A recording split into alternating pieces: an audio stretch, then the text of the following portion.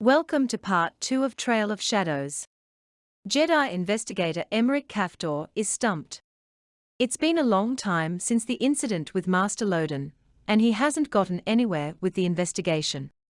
Private Eye Sian Holt is recovering from the attack in which her partner, Keefar Branto, was killed by a Tarnab.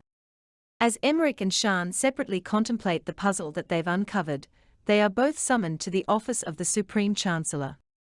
When they arrive, Chancellor So tells them that they are to work together on Master Loden's case.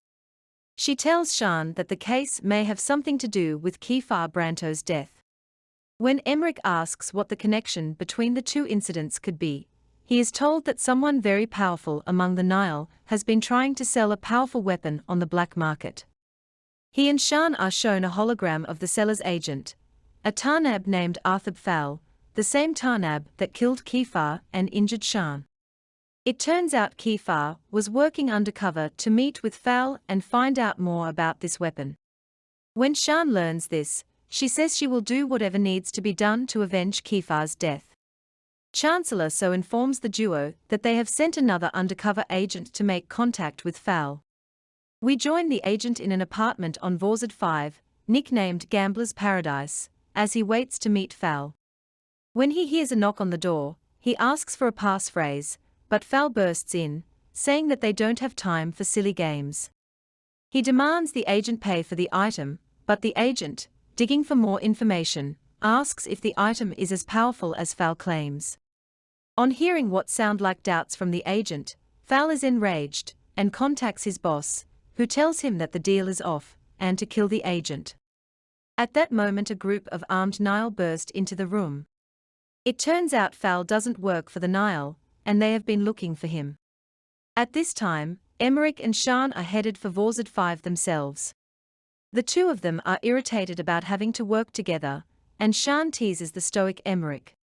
She gets him to change into street clothes, while she tells him that Keefar didn't really mean much to her, and she only pretended that his death was personal so that she could drive the price of her services up.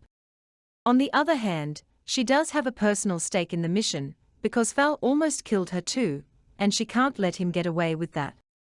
Meanwhile on the planet's surface, Fowl contacts his boss. They are both surprised that the Nihil were able to find Fowl. Once Emerick and Sian land, they make their way to the apartment where they are supposed to meet the agent. A police officer stops them from entering, saying that the apartment is now an active crime scene. Thinking quickly, Sian tells the officer that they are from the city's major homicides and secret investigations department. It's a totally made-up thing, but the officer buys it and lets them in.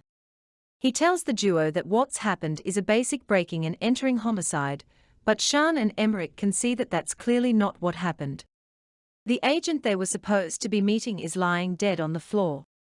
Both of them are experienced investigators, and infer from the crime scene that there were multiple gunmen in the room. They discover that the agent wasn't killed by blaster fire, but by something with sharp claws. As they investigate, the police officer receives a report of a shootout happening a few blocks away. It's Fowl and the Nihil assassins. Outnumbered, Fowl uses smoke screens and stealth to take out his adversaries one by one. As the smoke clears, the last remaining Nihil sees Emerick and Sian emerge.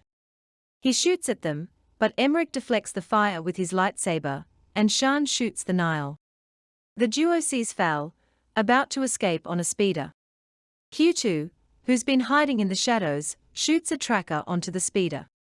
They track down Fowl, and see him meeting with someone. Emerick contacts Master Loden directly. He tells him they don't know who they can trust anymore, and says that he believes they've found the mastermind behind the mayhem.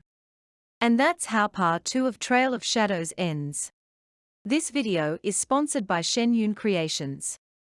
Every year, Shenyun showcases classical Chinese dance, with hundreds of performances in theaters worldwide.